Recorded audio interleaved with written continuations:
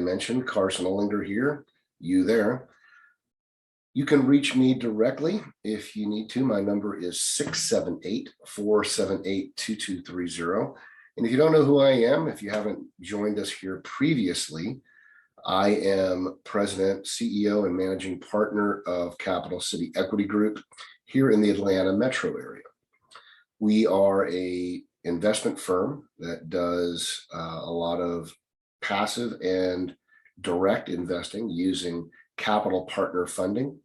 We buy and hold rental properties. We now have 85 doors, as well as fix and flip homes, which we've done many of those as well. We also wholesale, and we can actually wholesale your property. If you have a property you need to move, we've got a pretty extensive buyers list, and we can move that property for you. So that's a little bit of what we do. I'm a coach here on the REI USA platform. This is Walk the Flip.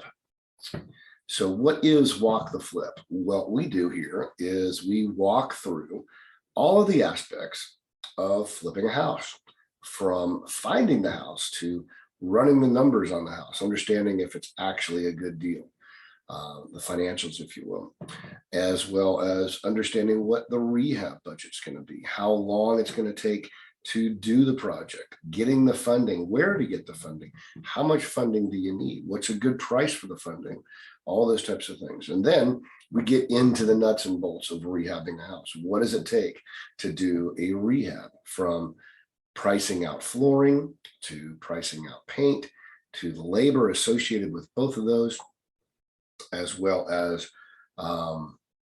putting together cabinetry, your countertops, the lighting, then the structure of all of those things, demolition on the front end. So everything goes into play. And what we did up about a year ago is we started from the beginning, right? You always want to start there, and we wanted to end where we are now. So we walked through every process. We spent an entire hour going over everything that we needed to do from all of those aspects in a methodical and kind of laid out platform. So if you need to find out more about this, and you haven't seen any of those before, I would encourage you to go into the REI USA database and find some of these older recordings. I think they only go back about 90 days. So if you didn't tune in earlier, you can go back 3 months and see what we did and kind of put that whole puzzle together. I am local here in the Atlanta metro area. I am somebody you can reach out to directly. I've already given you my contact information. I'll give it to you again. My number is 678-478-2230. That is my direct personal number.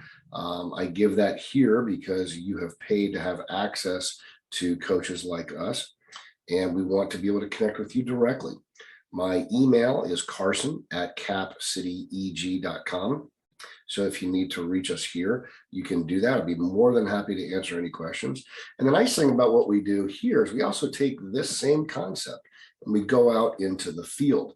So we flip homes here locally in the Atlanta area, and we will do these types of, they call them pop-ups, they call them meetups, whatever, but we'll do them on property. We'll do them in an active flip.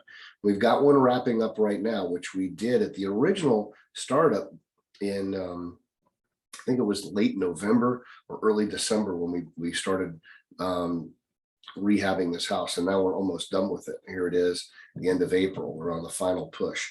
So in the next couple of weeks, we're going to have that all wrapped up. Our drywall's done, it was a complete gut. It was down to the studs kind of thing. And it's out in the Rabbit Town area of Gainesville. So we will be doing a Walk the Flip follow-up, which is a 2-hour event on property. So look for information as to where and when that will be coming up in the next several weeks. So what we're going to do today is we're going to open up this forum. So if anybody's on right now, because I know we get a lot of feedback from the administrator, and they say, we have X amount of people that are live, and then we have additional people that come in afterwards and look at it over the next couple of days or even the next month or so and through the archive. So we actually get a lot of people that look at this after the fact versus like actually on live right now. And that's fine. That's what this is here for. You're buying a program, you're buying a system to where you've got it at your fingertips to some degree, because all of our schedules are a little bit different. You may or may not have the ability on the last Monday of the month to sit down here and talk through what we're doing. And you need to come back in at 9 o'clock at night because you work during the day. And that's fine. That's why there's flexibility here. So with that being said, what we're going to talk about today is the final stages of flipping. So basically, we've covered everything up to this point. And now if you think about a flip, you've bought it, you found it, obviously, you've closed it, you've funded it, you've rehabbed it, and you're getting ready for that final push. You're putting all of the eye candy in, as we like to say, the eye candy. So the eye candy is what? That's the stuff that everybody sees when they walk into the house, the granite, the lighting, the flooring, the paint, all the pretty stuff. It's hard for them to see what's behind the door, right? You don't know what's behind the walls. Did they actually put insulation in? So we always promote doing good work. We don't cut corners. It's easy to do that in this industry and people won't know, but we do not do that. Perfect example is we've got a front porch out at this Rabbit Town project, and it's a concrete patio, and it's kind of collapsed in a little bit. It's kind of fallen over the years. It was built back in the 90s, and it looks like the substrate underneath that concrete has settled basically, and it's fallen down an inch or two. And what we want to do is put flagstone over top of that. And so we brought some professionals in to talk about how to go about doing that. And they all recommended that we jackhammer out all of that concrete, which would be, pretty difficult to do. And expensive. And so we're trying to find cost-effective solutions to get around that. But it all comes back to this. If we don't do this part of it, no matter what we do on the back end, whether we put on a deck or we put on more concrete, it'll wind up settling. It might not be tomorrow. It might be after we sell the house, and the new homeowner will be pretty much stuck with it. And we do not want to do that. So we have to, just because we want to put out a good product, we do not want to cut corners. We want to do the job right. We've got to jackhammer that out. It's just going to be an expense we've got to do, because I will not sleep well. My crew will not sleep well if we put that out there. Somebody could get injured later. That thing could collapse. It would be horrible. You're selling a beautiful home, and then in a year or two, you've got this $20,000 problem on your front patio. We don't want that. So we're going to do the job right. So we're always going to do that. We're always going to make sure that we put out a quality product. We're not going to cut corners. So we're here at the end. We're pushing to the end. We're trying to get everything in. And at this point, everything's been ordered. We have our front doors ordered. We have our cabinetry ordered. Our granite's been ordered. Our lights have been ordered. Everything's been coming in, because with COVID and all of the logistical issues that are going on and lead times associated with products, we had to plan this thing well in advance. And we had bathtubs and front doors that were 12 to 14 weeks getting in. So these had to be ordered well in advance, which means what? You have to have a plan. You have to know where you're going in order to get there. So we put all these things together, and we actually brought in a designer to help us with that. So she's been critical in helping us. So now what we're doing is we're bringing in all of our trades at the end, and it's been a flurry of business. We've got, there's timing, all kinds of timing involved with that. You got to be careful. You got to make sure you time things out right. So an example would be this. This property at Rabbit Town that we're talking about has about a 350-foot long driveway. And it was pretty beat up. It was concrete. It was all busted up. And we knew we had to, we knew we had to, improve that. So we went out and priced out an asphalt overlay to put over top of that. We're going to put 2 inches of asphalt over top of the concrete. And then, there's a bonding agent you put on there to make it, adhere, because there's a little bit of a hill, and we didn't want, cars to slip when they're going up there. It's in the country. So we have a $20,000 paving job that went on this past weekend. But in order to do that, they had to bring in heavy trucks. And we also had to bring in a lot of stone, because we needed to get the stone down before they brought the trucks in. and we had dumpsters on site. We had to get rid of those. So we didn't want all these heavy trucks driving over our finished product. So we wanted to make sure they were done beforehand. So we had to time all this right to get our grading crew in there to grade out the yard so we could be prepared to take sod this week, because now sod and everything's going down with our landscaping. So we didn't want all these big trucks going over our new roads. So we had to get all the heavy equipment in and out to make sure that they didn't destroy or crush down our pavement. So those are the kind of things you got to think about when you're getting into this type of business. So as I said, here we are at the final push. Cabinetry's going in this week. And then you've got granite soon after that. The plumbing's all been done. So once, and the electrical's all been done. So once all of the islands and everything come in, then some of those trades like the plumbers and the electricians come back to kind of tie everything in. So it's kind of a two-stage thing. All the rough ends are done, and then they come in after the drywall and they cut the lights out and they put all the lights in. And painting will probably go on before that. And then flooring goes down, and then tile work goes down, and then all your lights and your doors go in, and all the finished up on the outside. So there's all these little things that have to be done. So it's quite a flurry. And what we're trying to do is get this thing on the market the next week or two. So it's going to be a challenge. It's a perfect time of year to be selling. Everybody's getting ready to move. So I wanted to kind of go over what that means. At this point in any rehab, if you're at the end, you've got to be pretty efficient, because time is critical. You got to have a plan in place so that you're not burning time, or it's going to cost you money. Effectively, it's just going to wind up costing you cash. So we're pretty cognizant of that, and the team is working well to get those things done on this flip, and that's indicative of any flip. So as you're planning out your rehab, you need to focus on how much time it's going to take you. Given the fact of what materials you're using, maybe you're just doing a simple cosmetic rehab. You just want carpet and paint and a little bit of flooring here and there beyond the carpet, maybe some new kitchen cabinets, some new lights. So that stuff's relatively easy. But if you need new appliances, which a lot of houses do, you're going to need to order those ahead of time. It takes, 4, 5, 6 weeks to get appliances on order now, just because of all the logistical issues that are going on. So keep that in mind, right? And a typical rehab is going to take you at least 2 to 3 months just to finish the rehab, right? If you're just doing a basic cosmetic rehab, it's going to take you that. One of the benchmarks my general contractors tell me, and this is just a kind of a rough number, it's about $1,000 a day. So if you had a $50,000 rehab, then you're looking at about a 50-day turnaround. It's, plus or minus, right? It's not exact, but that's about 2 months. And that makes sense to some degree as you start looking at things. You're not working every single day. Hopefully you can, but sometimes it's hard to get all the trades clicking at one point. We had an issue out at the Rabbit Town property where our electrician backed out the last minute due to some personal reasons. And when he did, it put us back almost 3 weeks, because now we had to go find an electrician and then have him fit into our schedule, because they have stuff going around.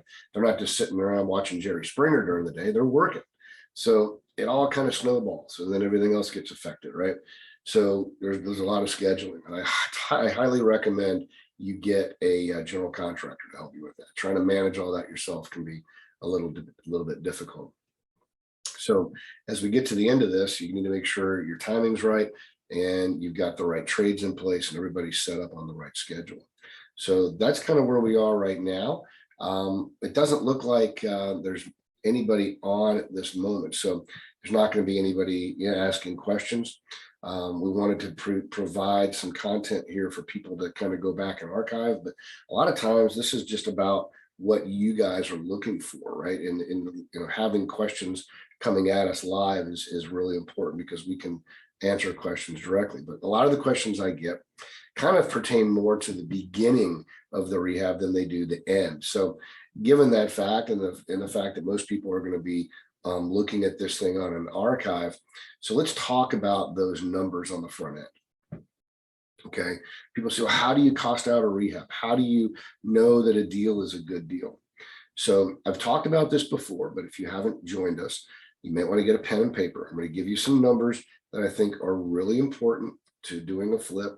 And if you're going to do any type of rehabbing, or if you're going to be doing any type of wholesaling, these numbers are also important. And wholesalers, this is important. you're buying a house or getting a house under contract, and you're going to sell that contract. Well, who are you selling it to? You're going to sell it to an investor, a rehabber, right? That's going to come in and buy it to rehab it. So you need to understand these costs so that you can buy or get under contract the deals that you want to wholesale at a fair price, right? So the way we do it, and it's a very conservative model, and you're going to look at this going, how can you buy houses this cheap? Well, that's how we do it, and that's why we always make money.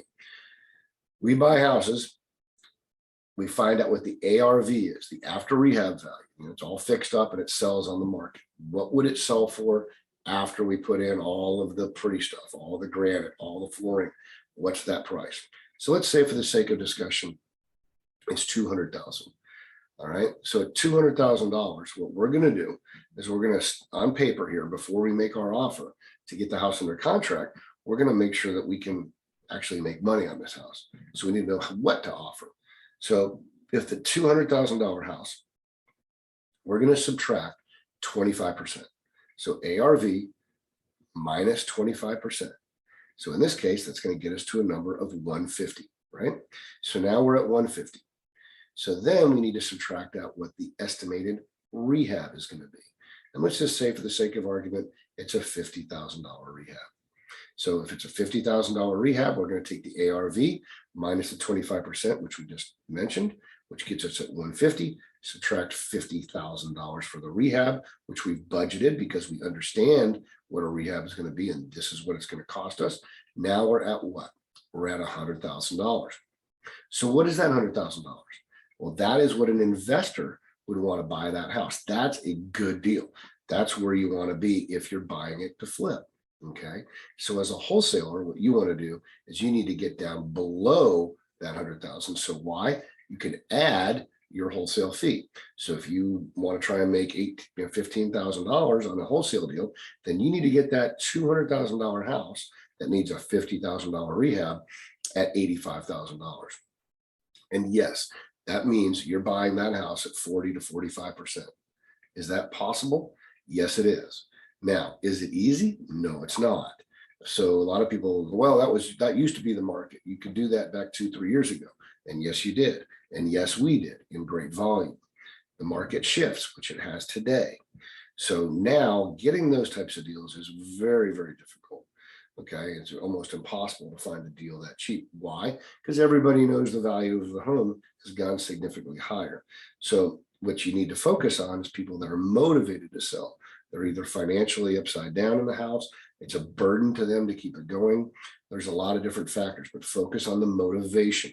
Okay, just because the grass is tall out front and the roof looks rough doesn't mean that you're going to get the house at a great price, or doesn't even mean they want to sell the house, right?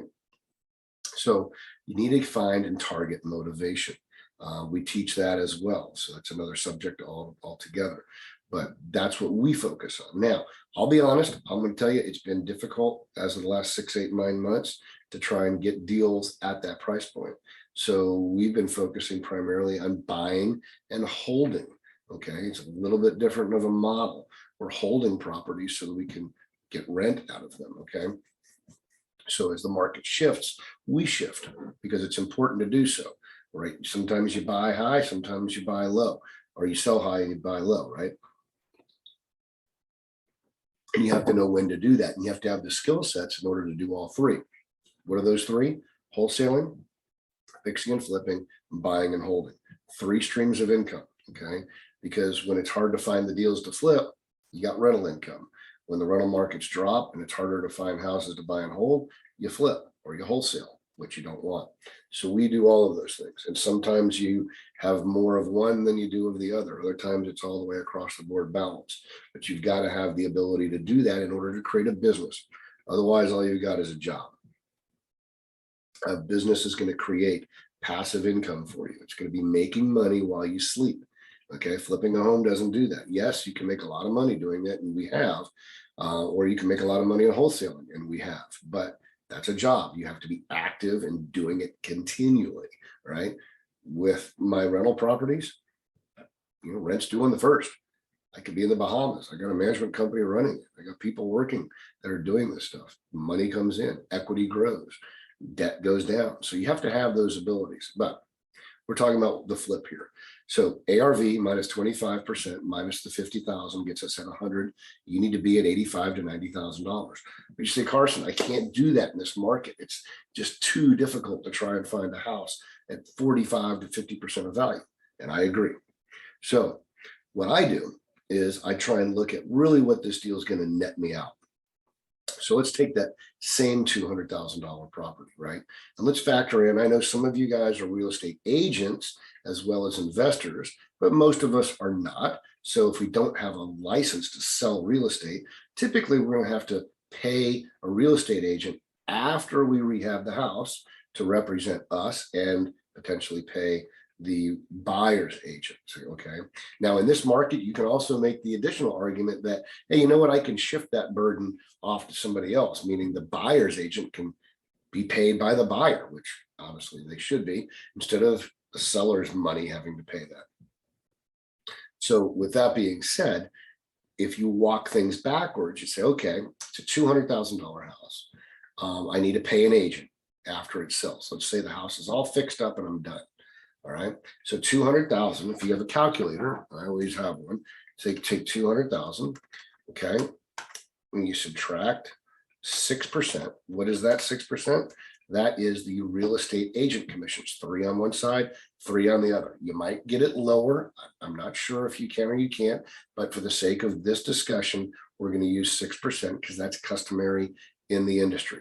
You might be able to negotiate differently, but it's typically not going to be any higher than that. So with that being said, the 6% model is usually conservative enough that if you have to pay full amount, you're going to be okay if you pay less.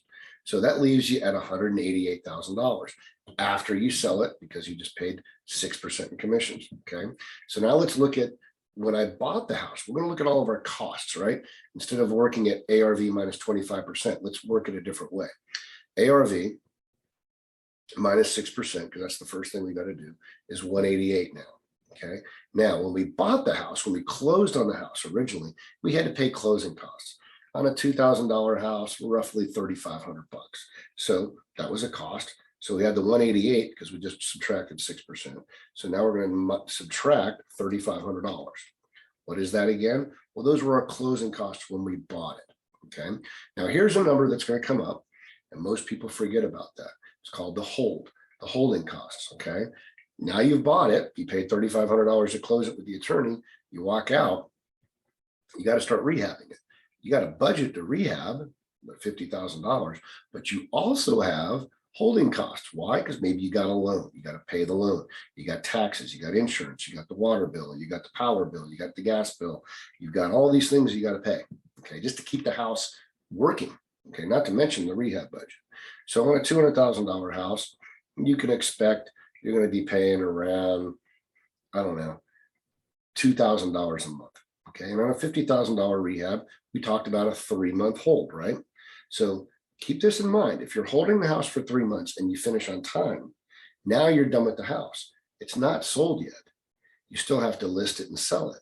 And at the least, it's going to take you at least 1 month, because if somebody gets a contract on your house day one, they're going to get their bank's going to take 30 days to finish their loan before they can close. So you got 3 months of rehab plus at least 1 more month. Okay. So at a minimum, you're looking at a 4-month hold. And at $2,000 a month, that's $8,000 in holding costs coming out of your pocket. So that 188 that we got from subtracting 6% on the commission minus 3,500 on the closing costs is 184.5. 184,500 is where we're at now off of that 200,000 ARV. So now subtract 2,000 times 4, $8,000 in holding costs. And some might say, well, that's a little aggressive, but you know what? If you go high, at least you've got it factored in. If you're less than that, you can save some money. So now we're at 176,500.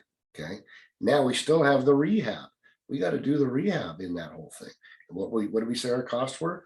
$50,000. Okay.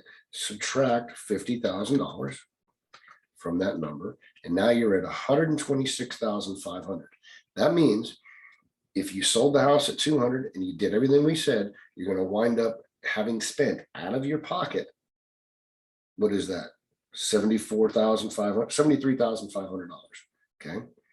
That's what it cost you to get the job done. $73,500 represented 6% in commissions, $3,500 in closing, $8,000 in holding costs, and $50,000 in rehab. Okay, it's $73,500. Okay, those are your costs. So now that puts us at $126,500. You have no profit. There's no profit in this thing. So you still need to make a profit. So you need to buy it so that you have some room, right? So I'm looking at this thing going, well, if I buy it for $125,000, I'm only making $1,500. Is that really worth it? I'm probably going to lose money here if something goes wrong. I don't want to be buying it that thin. So let's just say that we buy it for 110. Okay, that's only giving me $16,000 in profit. So you can see at 110, that's like 55% of ARV, 55%. And I just went through the numbers, and that's only making $16,000 on this deal. Okay, so if you look at making $16,000 on a deal like this, take 16,000, divide that by 200,000. That's only an 8% profit. Now, some people say, well, that's pretty good. Well, not really. You want to be in the teens. You want to be 14, 15, 16, 18% profit on something like this. And the reason is things can go wrong. The person that you're selling the house to, their financing, which you can't control, may fall through at the last minute. Then you got to get another buyer into a whole another 30 days. Now you got another $2,000 in holding costs. Okay, so now your profit margins just got hit pretty significantly, right? Because we were just talking 16,000. Now you're only making 14. What if you find termites and you got a $2,000 bill there? What if you find out you need a new air conditioner, or you need to do something else, or something got screwed up and you got to rip it out? Any little bit's going to eat into your profit. With that thin of a margin, you don't have much room for error. And this is where a lot of investors get in trouble. So you make your money based on what you buy the house for. So we like to buy houses at about 50% of ARV. Okay, it just is. Now, let's say the house only needs $20,000 worth of rehab. Well, that changes things, right? It changes things. But there's not many houses that I've gone into that I go, it's a $20,000 rehab. It just, they're not out there typically. And when they are, that might be a good rental. That's maybe now you can take that $20,000 retail rehab and make it a $15,000 rental ready rehab. By the way, when we're using rehab numbers, we're always considering retail flip, not rental flip. If you represent it as a retail flip and somebody comes in to do a rental flip, then it's going to be even more attractive to them. Okay, but if you go in and factor this as a rental flip, meaning, hey, you can rehab it and hold it, the problem you're going to run into is you're going to eliminate all of your buyers that would typically just want to flip it. So you're going to have a smaller buying pool. So if you buy the house cheaper, you're going to have more flexibility. Now you can also make the argument that those deals just aren't out there, and you have to let people buy at thinner deals. And there are people that will do that. But if you are going to flip the house, you do not want to be cutting it so close that you're only making, $15,000 on a $200,000 deal. We need to be making at least 15%. So what is that? That's $30,000 in profit. Okay, because keep in mind, after you make that, you're going to pay capital gains on it, right? Capital gains are close to 40%. So if you made $20,000, you're going to wind up losing, what is that? $8,000 in capital gains. Okay, now if you only made 16 and you had one little mistake, it cost you 2, and you made 14, well, you're going to lose. Well, I say lose, pay in capital gains, right? You're going to pay 60. You're going to make $11,000 on the deal, or $9,000, or whatever the number. It's not worth the time. It just isn't. Well, you can say, well, it's easy for you to say you've got money. Well, that's true, but you don't want to put yourself in a position to where if you make one mistake, now you owe $9,000 because you didn't make any money, because you're so hungry to get a deal. Sometimes the best deal you ever took is the deal you walked away from. And what's going to burn you to the core is the fact that you're going to walk away from the deal and you feel good about it. You made the right decision because I don't want to put myself in this razor thin margin. And somebody in the Facebook group bought it, and they turned around and made money on it, and it sold for more money than what you thought it was going to sell for. That's part of the business. You have to make the decision on what you wanted at that time and move on. You can't be upset that you didn't buy Apple when it was $1 a share and now it's $5,000 a share. It's water under the bridge. You got to move on. You can sit there and kick rocks and cans down the road and be all mopey about it, or you can do something and go find another property. It's part of investing. Okay.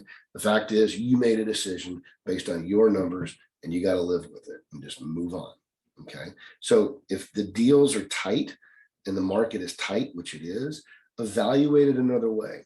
Try and figure out how you can get into it. Do I really need $50,000 rehab? Can I make this a $30,000 rehab and make it still a nice house? I don't know. You got to look at all those things, but please do not get into deals where you're making single digit profit margins. It's just not worth it. You're going to get burned. And that's what I don't want to happen. Okay. There's a lot of people out here that take these thin deals and they'll say, you know what, I'll get 10 of them. And if I can, make money on 7 of them and the other 3 go sideways, I'm still ahead. You know what? That's not how you run a business. You just don't do that. You don't put money in loss leaders to do that in this business. There's manufacturing that has loss leaders, and there's some sense to that because they have economies of scale. But unless you're doing 100 homes a month, that's not going to work for you. You're going to wind up getting eaten up. You're not capable of doing it. So be careful. That's what I'm saying. So the numbers are important.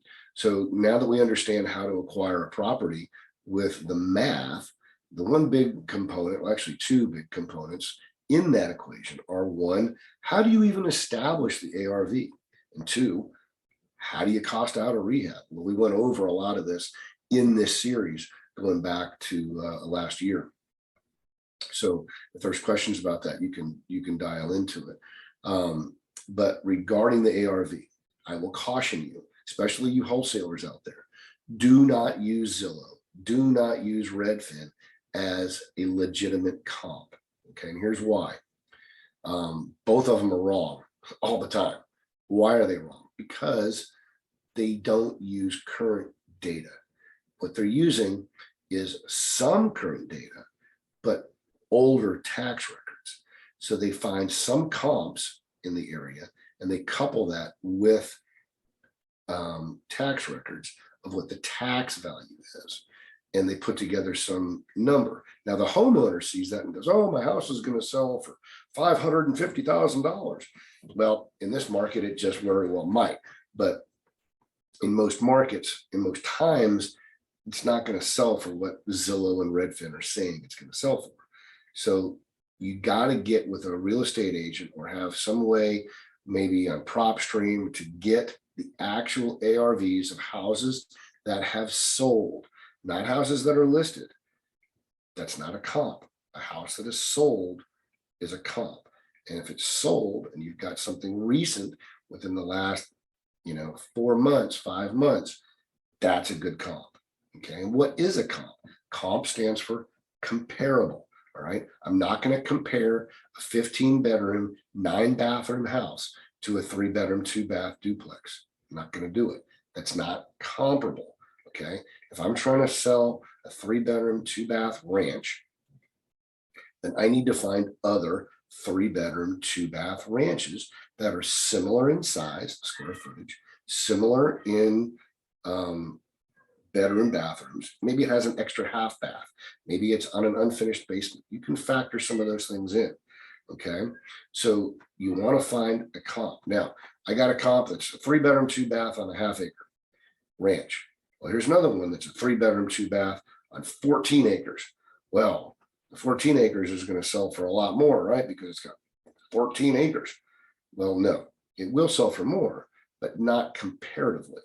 The more land you get, the less likely people are going to want to buy it, because there's people just don't want to be dealing with 14 acres typically. Now there's a lot that do, and they'll pay a premium for it, but it's not going to be something that's just going to be a scalable concept. So let's say that 3-bedroom, 2-bath ranch is selling for 200,000 on that 1 acre. You can say, well, land's going for 10,000 an acre, and we got another 13 more acres, so it's going to sell for $130,000 more. So we're going to sell that for 330,000 versus 200,000 because we have 13 more acres. No, it doesn't work that way. You're going to sell the house for slightly more, yes, but not comparatively like that. You're going to sell that house for probably an extra 14, 15, maybe $25,000 because of the acreage. Okay, maybe in some markets a little more, but you're not going to find that in the city. It's going to be out in the country. And maybe you split it up. Maybe there's creative ways to do that. I don't know. But be careful of that. So on a comp, make sure that you're comparing like to like. And a lot of people say, well, I can't find any comps. I'm in a 4-bedroom, 2-baths everywhere, and this is a 3-bedroom, 2-bath. Fine. Okay. So how do you reconcile that? So let's say the 4-bedroom, 2.5-bath sold for $250. Okay. And it's 300 square feet bigger. Well, what you do is figure out what your cost per square footage is, and you back that down to the other house. That gives you a reasonable idea of where you would be. Okay.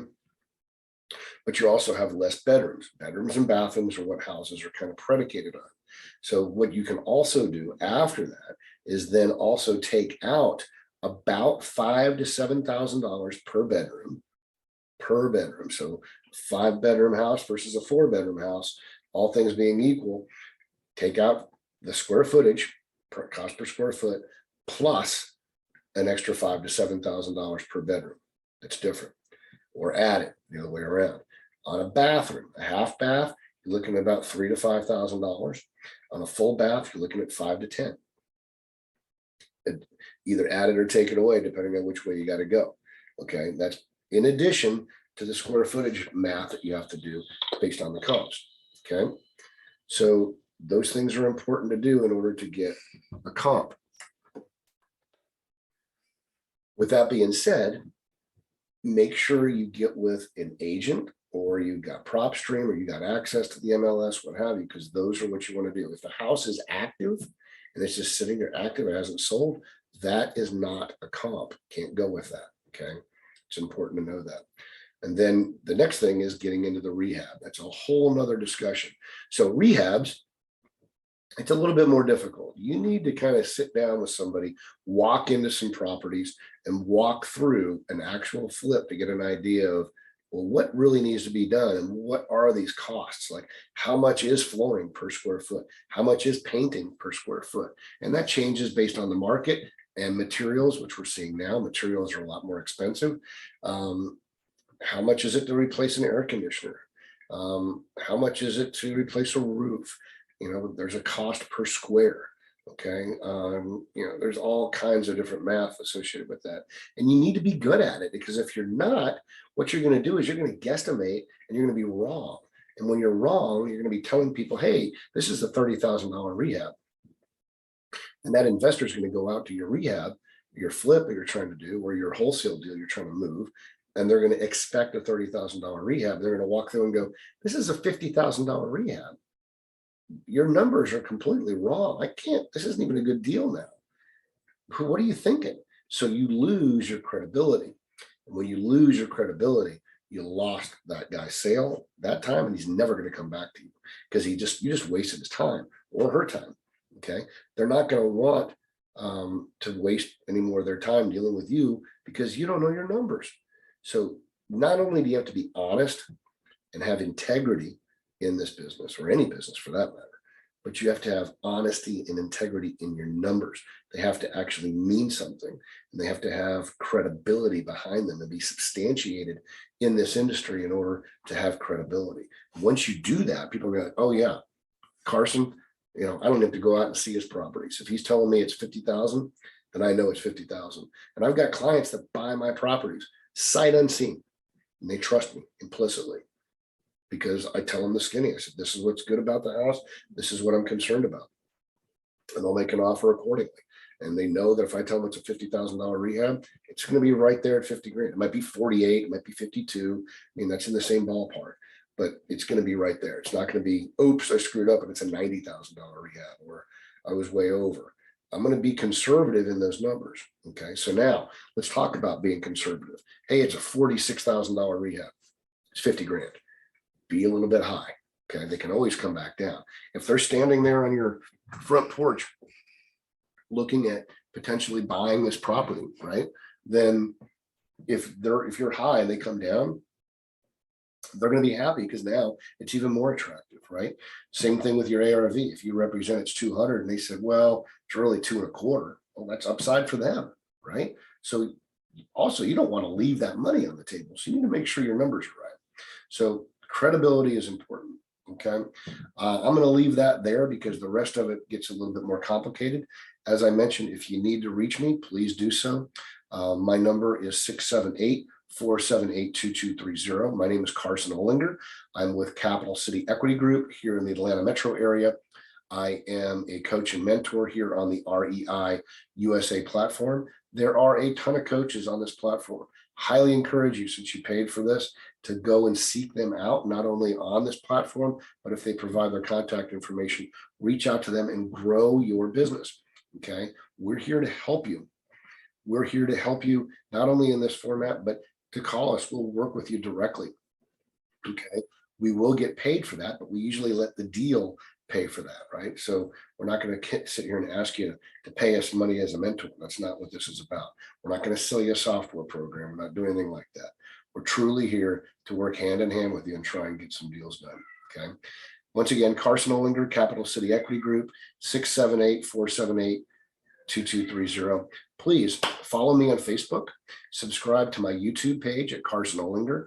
I'm on Instagram, and my professional website page, if you need to reach out and be on our buyers list, is www.capcityeg.com. It's www.capcityeg.com. Thanks for joining us today. Have a great day and a great rest of the week. We'll talk to you soon.